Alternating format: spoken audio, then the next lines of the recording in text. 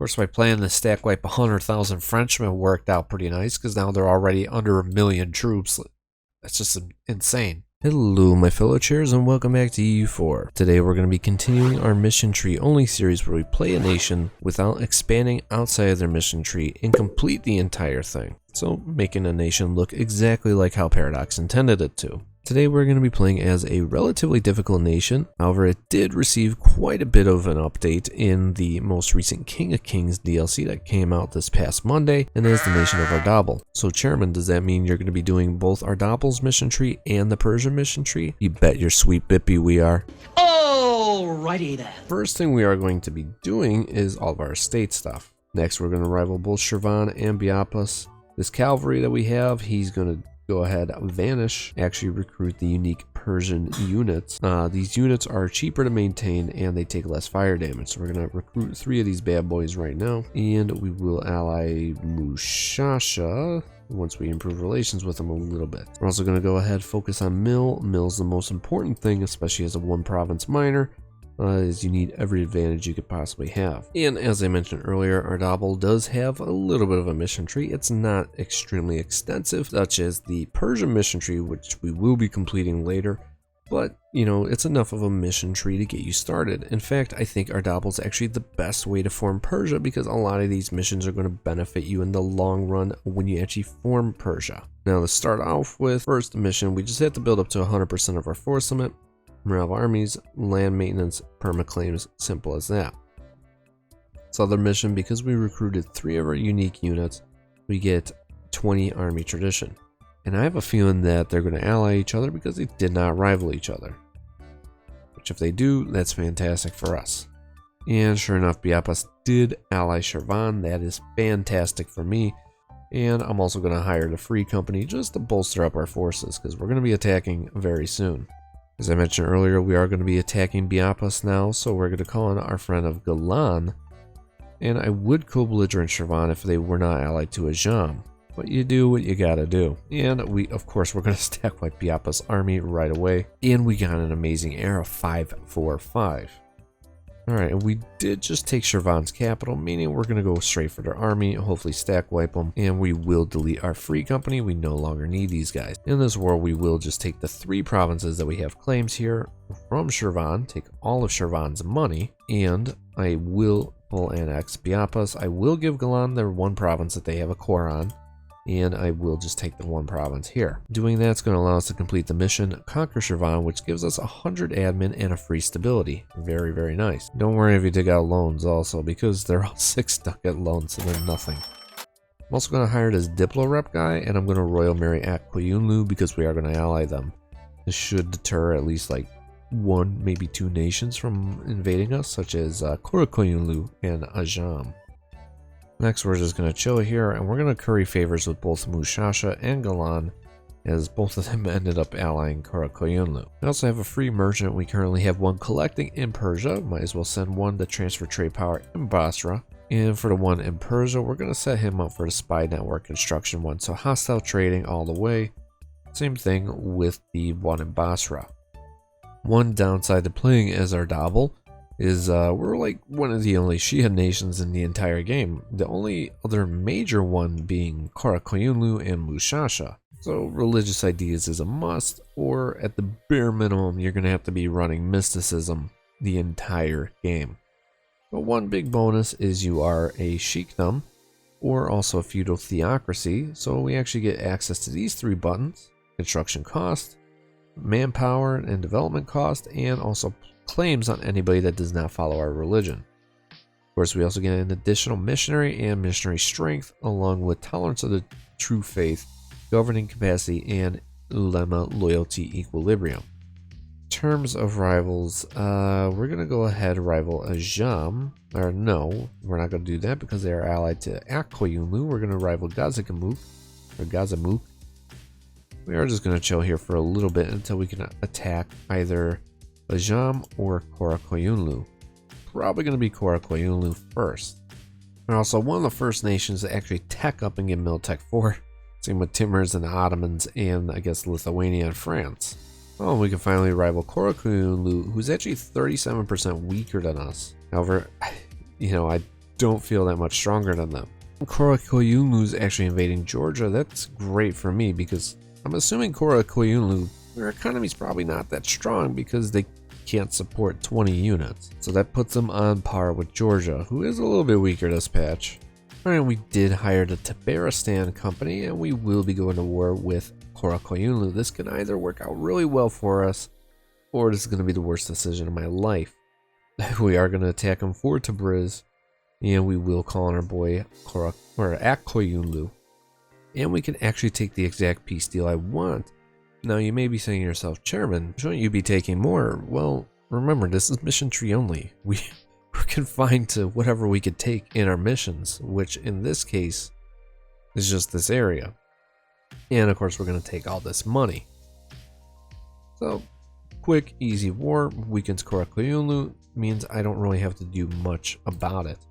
Now, before you hit that core button on any of those provinces, complete this mission, conquer Tabriz. This is going to give you a core on Tabriz, which is the most expensive province in that area. And we are going to lose 2 war exhaustion. By now, we've expanded over 50 development. So now we get a bunch of development in our capital, construction cost, and local development cost. Pretty nice. And of course, we're getting rid of all these mercs. They're too expensive. Now that we've expanded quite a bit, now we can rival some of the larger nations like Koyunlu, like Georgia, who's getting absolutely demolished. And I will just sit here and curry favors with Koyunlu that eventually make them break their alliance with Ajam. Now that we've completed the Conquer Tabriz mission, now we're into Persia one, which requires us to own at least 15 provinces in the Persia region. Doing that, we get the rise of Ismail I, and also we have to make our capital give our capital a holy order. That's right. Persia, much like the Iberians and the Chinese now, we get organizations which give us local missionary strength, local manpower, and local recruitment time for the cost of 100 mil. And you might be like, well, that's kind of a lot. Well, spending that 100 mil, every single province in that state gets 2 base manpower, which is actually really, really good. So you're not, I mean, technically, it's a discount for every single province in that state, and you get mysticism for every province in that state that is added to that holy order.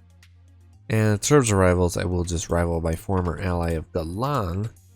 They have no friends, so I'd imagine Ajam's probably going to end up attacking them. Also, I just saw something kind of cursed, but Burgundy actually went under England, which means England's about to have a real good game. For our tier 2 government reform, we're going to go with strength and noble privileges. I want that extra manpower. We're going to need that extra manpower.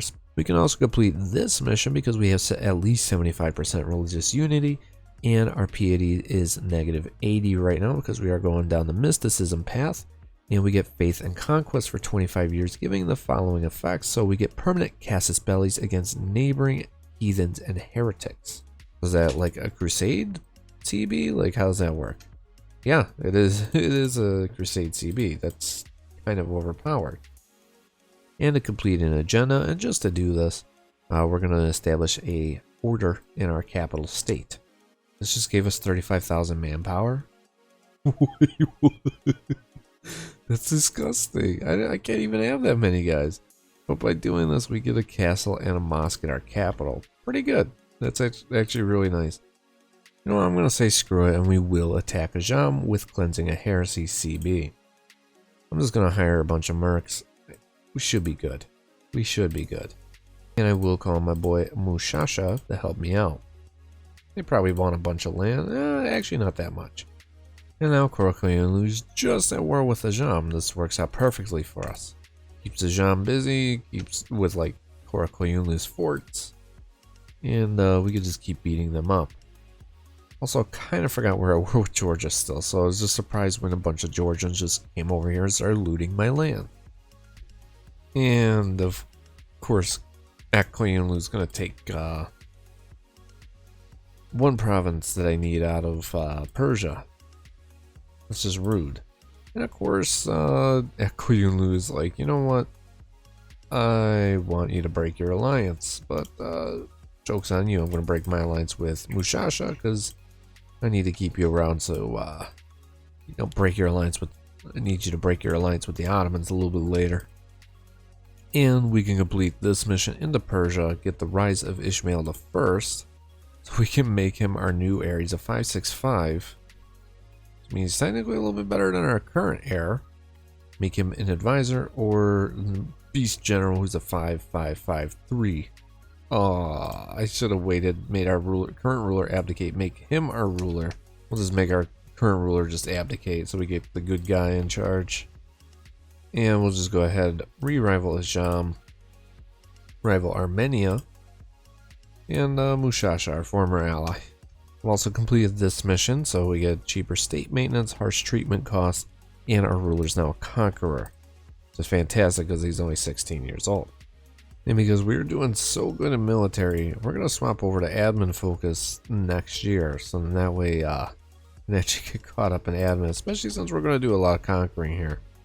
Alright, we're going to launch a war against our former ally of Mushasha. We're going to do conquest on them because the majority of their country is it's in the Persia region, especially because they took out some of Fars. Yeah, oh, we do have a royal marriage with them. Yeah, that's fine. Alright, we are going to quickly declare another war before Khorasan gets any other allies. Then Fars should be able to full annex Fars in this war also. Alright, and as I mentioned earlier, we will be full annexing Fars. One less nation to deal with in Persia. And yeah, we are getting quite a bit of a coalition now. Should be okay though. Alright, in this war with Khorasan's over, we're only going to take the 2 provinces because they're part of the Persian region. And we can finally upgrade ourselves to a kingdom. That's right, we've been a duchy this whole time. Alright, we're going to do another quick war, this time against Ardabil before they join the coalition against us. And we need like 3 provinces. Yeah, just these 3 from them. For those of you wondering, we are almost there to forming Persia. I literally just need these 3 provinces and boom, we can form Persia. But of course, we got to complete the missions first. And our really good ruler is dead, so we got our 642, 342 heir. Alright, so at least our, keeping some decent rulers. And finally, we can embrace the Renaissance. That took forever. Also became a great power. We're number 8, actually. And we could complete a mission. Which one? Rise of the Safavids. So owning 35 provinces. And we are a great power. And until the death of our ruler, we get core creation costs and all that war score costs versus other religions and morale damage. Not bad. And finally, Ajam and Mamluks have left the coalition, and that's because the Ottomans are doing an invasion of the Mamluks. So we're just going to go ahead, attack Timurids. They are 2 Miltechs behind us. They're only allied to Dawasur, Mahra, and Yarkand, which Yarkand's having an okay game if it wasn't for the Oirath causing China to explode over there. Alright, Timurid War, we're going to take all their Persian stuff and all their money.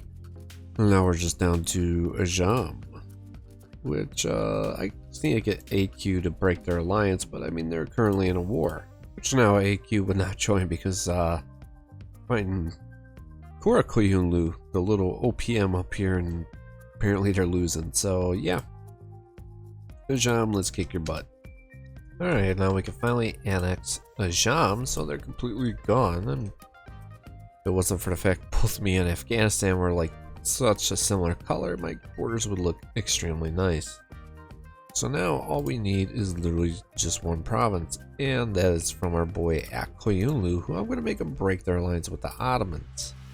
And of course the Ottomans want quantity ideas, because why not? Alright, we did secure a royal marriage with the Ottomans, and we can actually ally them, as that just made them friendly with me. So that kind of protects us, at least for now, from the Ottomans. They also allied Russia, which is just horrible. Tier 5 government reform, we actually get a unique one here, where it gives us guaranteed land leader shock +2, monthly autonomy change, reinforced cost, and cheaper mill tech. That's not OP at all, especially with the land leader shock. Yeah. Alright, I'm just going to take the 1 province, make them cancel their overlordship over Mushasha. And finally, we can complete Ardabil's mission tree, giving us tons of monarch points Monthly autonomy change in 25 power projection. Pretty nice. And now comes the big one. Now we're going to flip over to Persia.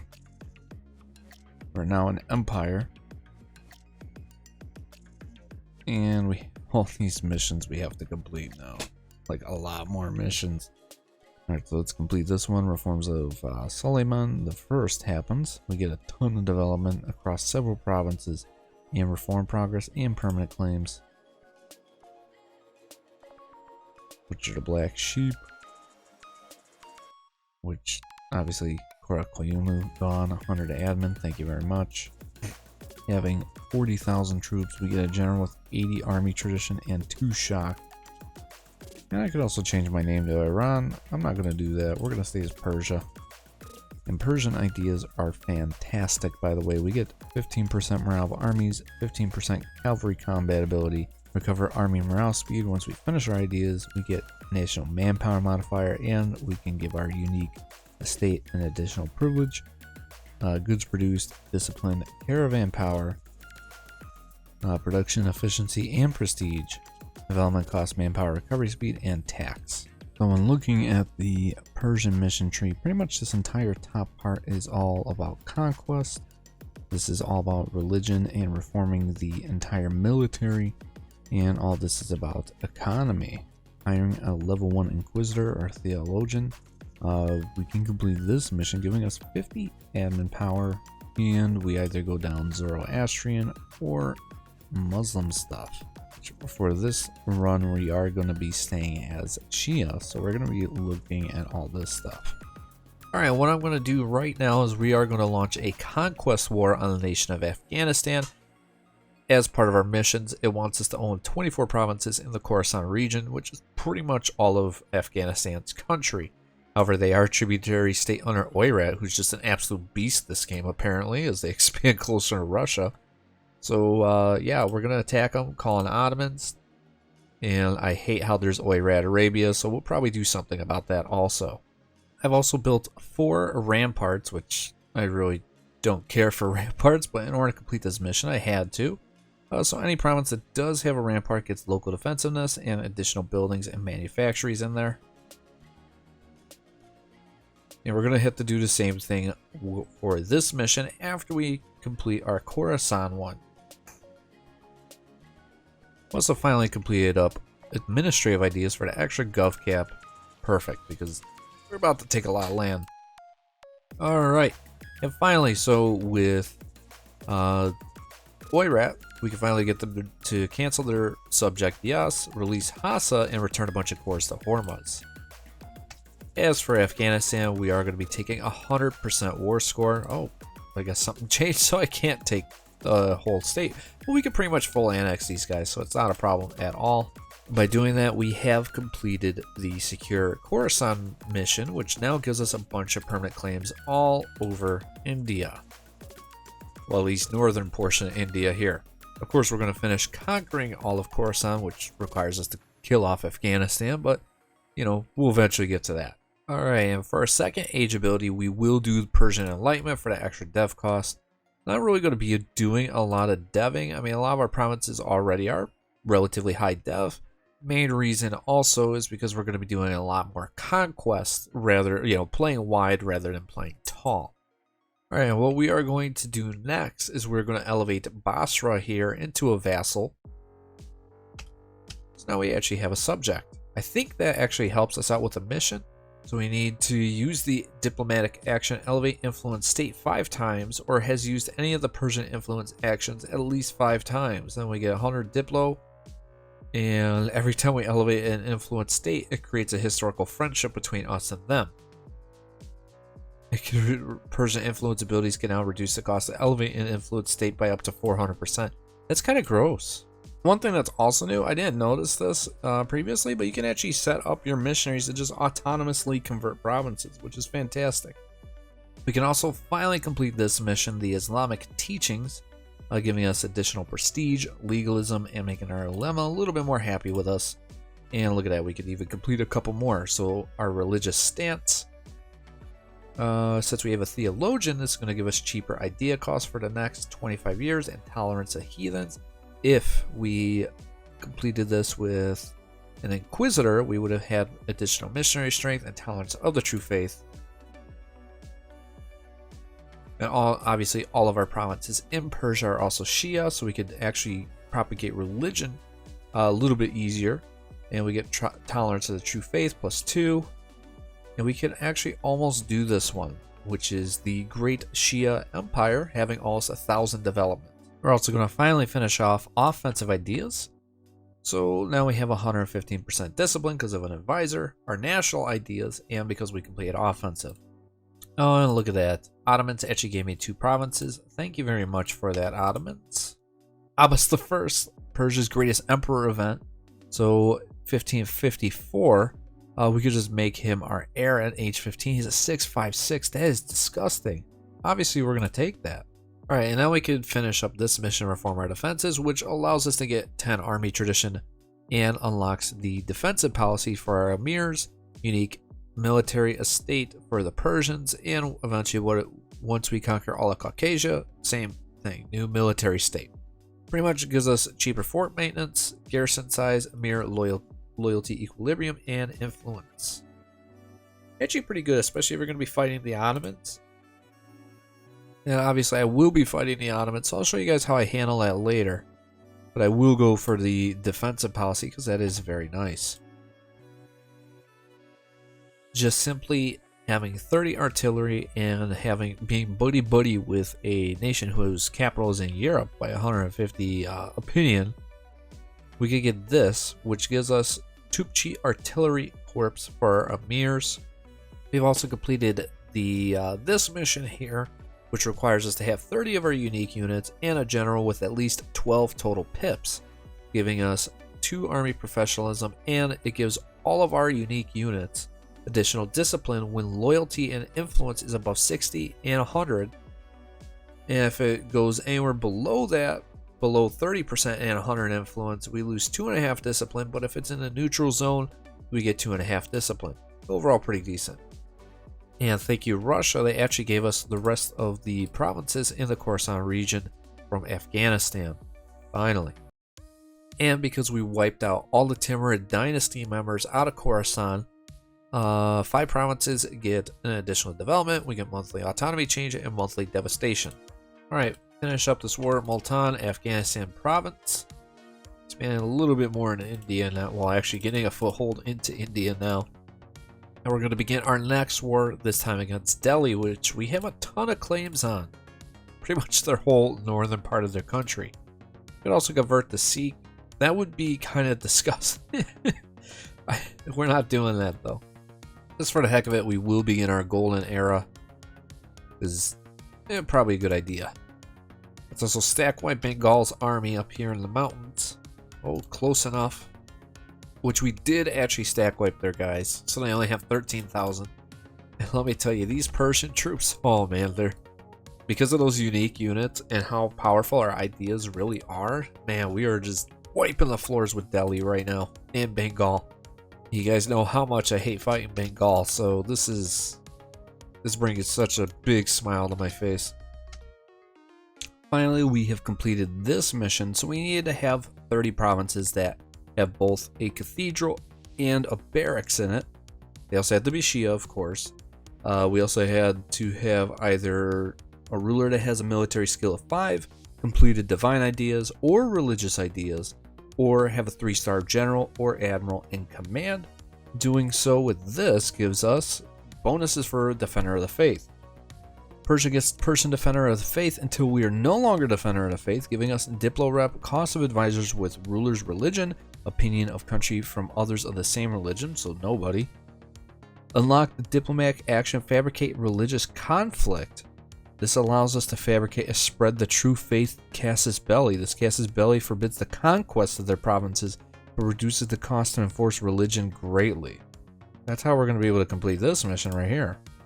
So, and this is actually pretty cheap. We only need 30 spy network in these countries.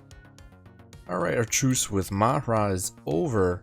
Or not Mahra, with Mawar is over. So we're going to attack them. This will call in Vijayanagar, but we're going to try out the Spread True Faith CB. Let's give it a go. And we could also complete this mission.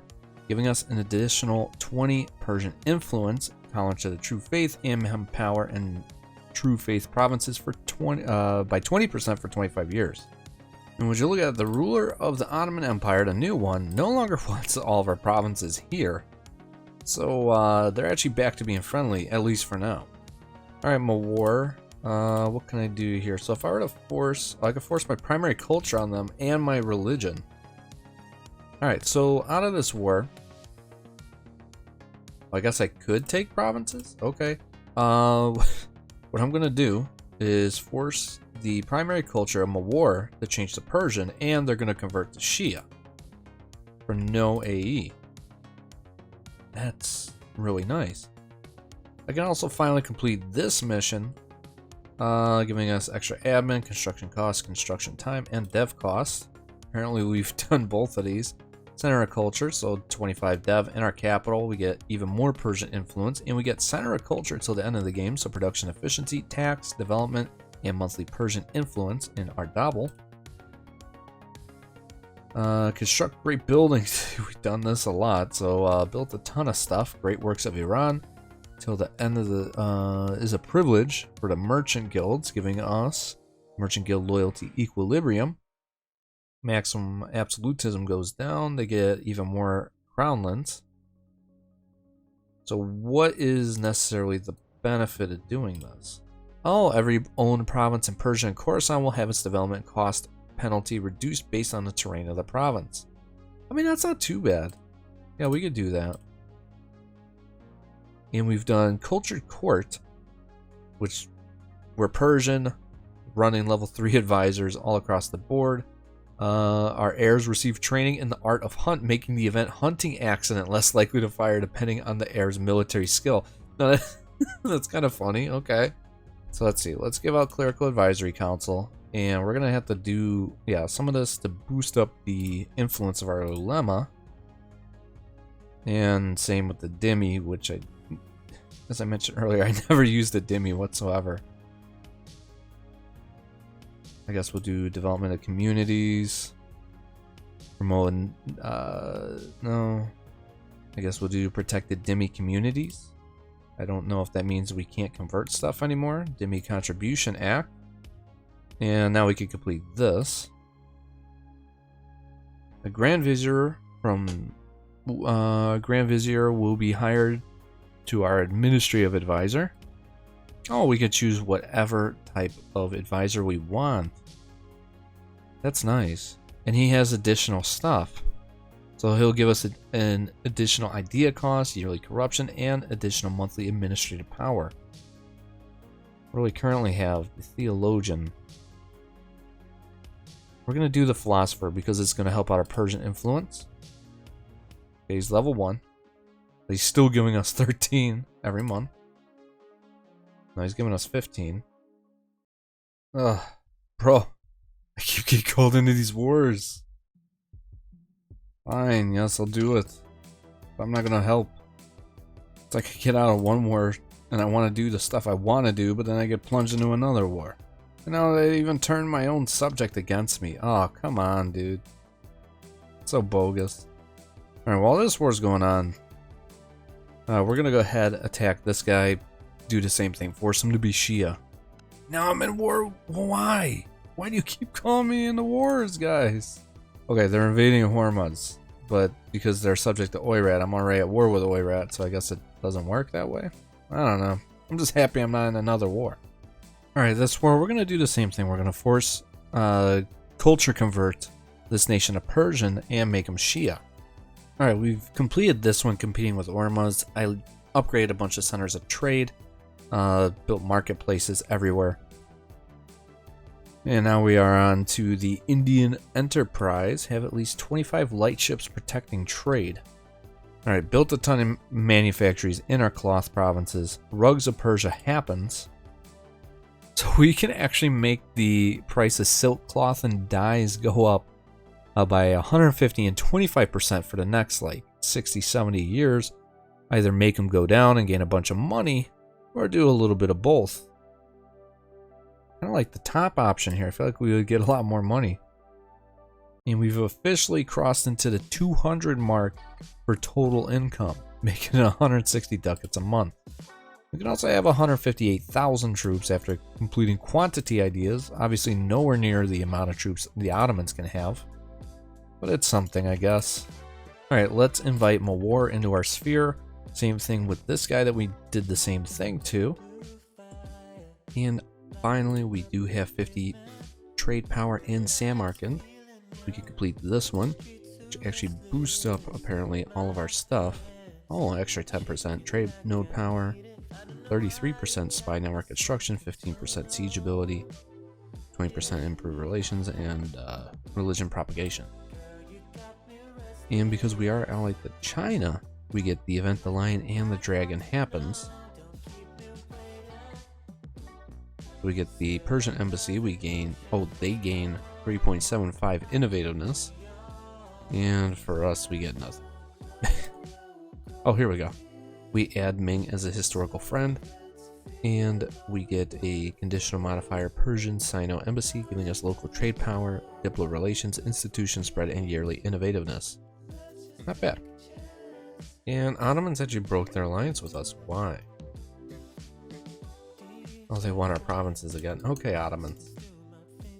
Alright, and we've taken over 99% war score from these guys. It's gonna cost us 160 admin to core all this. That allows us to finally complete the mission of invading India. Now we get Legacy of the Delhi Empire and a bunch of more permanent claims. So that just gives us admin permanent claims. We're in the War of the Protestant League. Here's Bohemia. Here's all the enemies, including the Ottomans.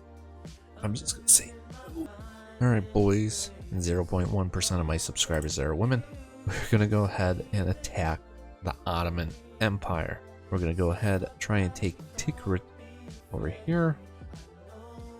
And you know, we have a bunch of claims on these guys, which is, you know, blocking a lot of our missions and our routes of expansion, etc., etc. So yeah, we gotta, plus they have way too many guys, so it's time to show them who's the real powerhouse in the region. Plus it also helps all the Ottoman troops are, you know, fighting the Polish right now. Alright, let's see how our guys actually stack up against these Ottoman troops. Oh, we're better. We are way better. We got the morale advantage by a whole pip. We got better discipline by almost 10. Yeah, we just stack wiped an Ottoman army. Okay.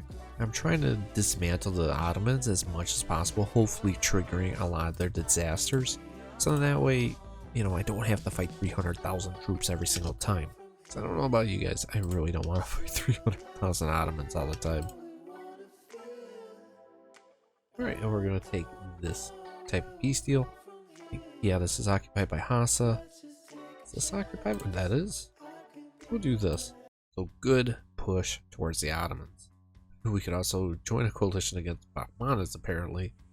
But yeah, so great push into the Ottomans here. Allows us to complete a couple more missions, which is the Caucasian conquest. We get max promote cultures, nice. Rival wise, we're just going to rival Ottomans and Russia. Next idea group, we are going to be going with another military one. We're just going to keep stacking it because you can't. Just got to make sure we have the best army possible. Alternatively, I could do Diplo ideas, but we're going to go with quality ideas. Alright, truce with Ottomans is over. They are expanding into North Africa, so we're going to have to curb this. We're going to attack them for Baghdad, calling our boy Vijayanagar. We're going to hope for the best. As for this war, we're going to do something like this. I think this should honestly be enough provinces. Take, I mean, a little bit of money. We've almost cut the Ottomans in half at this point. Also, France having a sandbox game over here. And we finally completed this mission. So we can give our estates, you know, another privilege. Morale damage received, a mere loyalty equilibrium. And this also actually increases our average monarch lifespan while also lowering the influence of some of the other noble estates. And that finally completes the entire center portion of our mission tree, and the bottom half, except this one that I keep forgetting about. So we're pretty much just on the conquering stuff, which means India, Ottomans, what we've been doing. I honestly think the entire Ottoman army is over here, or maybe even in Africa. Burgundian Guinea, what the? See, this is what happens when you can't see the New World, or you don't play inside of Europe, you know, or anywhere near Europe. It gets to be gross. Alright, this is where we're going to take all of our claims that we have on Anatolia, and of course their money.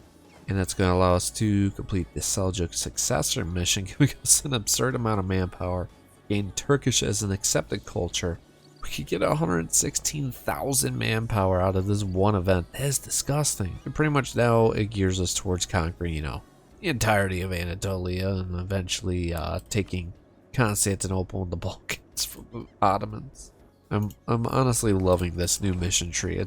It's so good. Like Persia, it's renewed my love for this nation. Alright, let's go to war with the Ottomans again. Should be able to get even more land now because I have a lot of absolutism. Alright, this war we're going to pretty much take almost all of the Levant from the Ottomans in one war. Thank you, absolutism. And now we're going to get Syrian as an accepted culture, and we're going to get permanent claims on all of Egypt. France is trying to imperialize the Ottomans. Oh, they want their Balkan stuff, I guess. Sure, maybe. I don't know, we'll make it work. We'll probably end up having to fight France at some point, I guess. Okay, so let's see what happened here.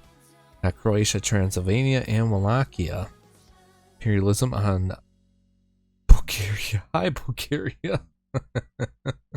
Why can't you vassalize Bulgaria? And yeah, we're going to have to fight the French, of course. Only natural. Anyways, we're going to go ahead and attack the Ottomans. Imperialism on Constantinople. We're going to call in our pal Bohemia. We don't really need them, but that's what we're going to do anyways. Okay. Commonwealth finally ended their war with the Ottomans, made them release a bunch of nations here in Arabia. It puts a smile on my face. And we're gonna do something like this. I can't get to Cyprus, unfortunately, so I can't take that province in this war. However, I can complete my mission to kick them out of this pretty much. I mean, unless I did build some boats. Yeah, screw it, we'll build some boats.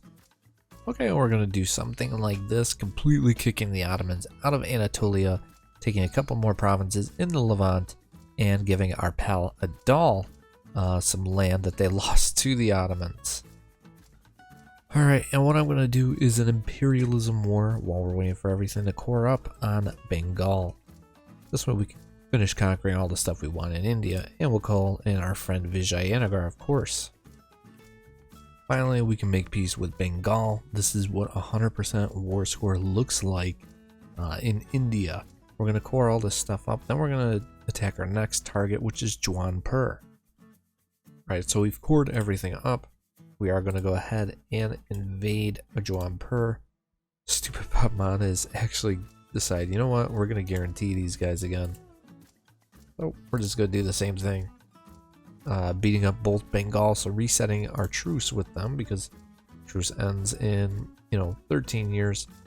So make it last even faster, or go by even faster. Alright, so we white pieced up on Monids in case I decide I want to invade them later. About to do the same thing to Bengal. Alright, in this war with Jaunpur, I just need these provinces. Those are the ones that we have claims on, for our permanent claims. For those bad boys up, and we could take the Master of India mission, giving us 200 Diplo, 50 admin claims on India subcontinent. So I don't know if this is just regular claims or permanent claims. I'm just assuming it's regular claims. And we get Master India till the end of the game, so tolerance of heathens, which doesn't really matter because our whole country's Shia.